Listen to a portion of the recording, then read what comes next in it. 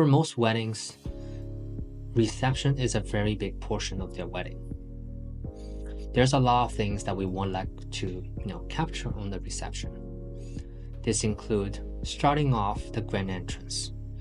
The grand entrance is when everybody will celebrate you guys being the couple and for the first time being introduced as the couple.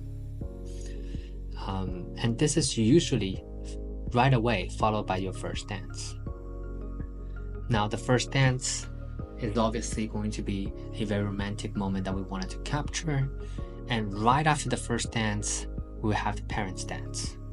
Now it's up to everybody whether or not they wanted to have the parents dance. This is usually between the son and mother and the daughter and the father.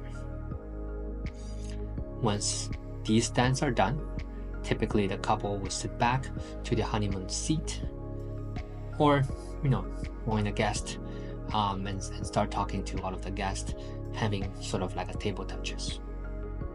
The reason why this is a good option is because obviously the food has not come out at this point, so everybody is just really excited. If obviously your wedding is going to be a Middle Eastern wedding or anything like that, then everybody else will be on the dance floor at that point. Obviously that's going to be a big party, and that is going to last for at least 30 minutes to 45 minutes. Now usually when things have come down a little bit, that's when the entrees are being served, and this is usually when the speeches and toasts are going to be.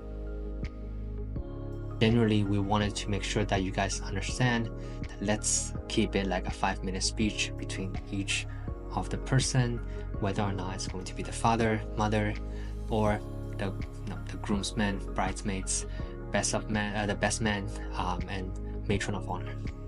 These are kind of, we certainly want to get things going and not having those speeches to drag too long.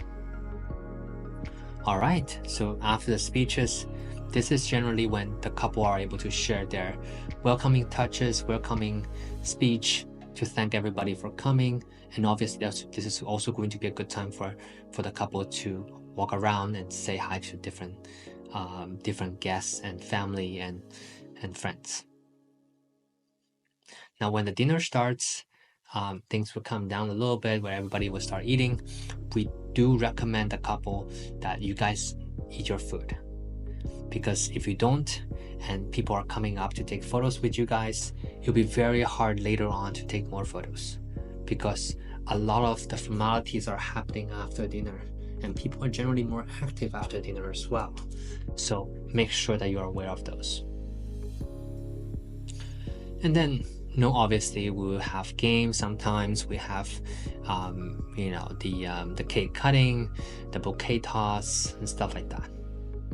So generally speaking, that's towards the end of the formalities.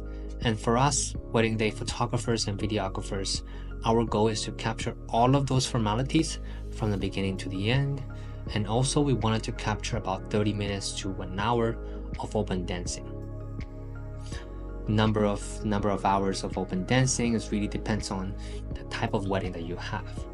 If you're planning, if this is a cultural wedding, Middle Eastern wedding, ICAE, or Persian wedding, or this is going to be a Jewish wedding, then we tend to stay a little bit longer to capture more of the open dancing.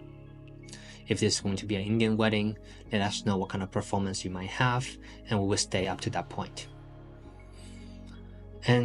But otherwise, I think usually about 30 minutes to 1 hour of open dancing is generally sufficient.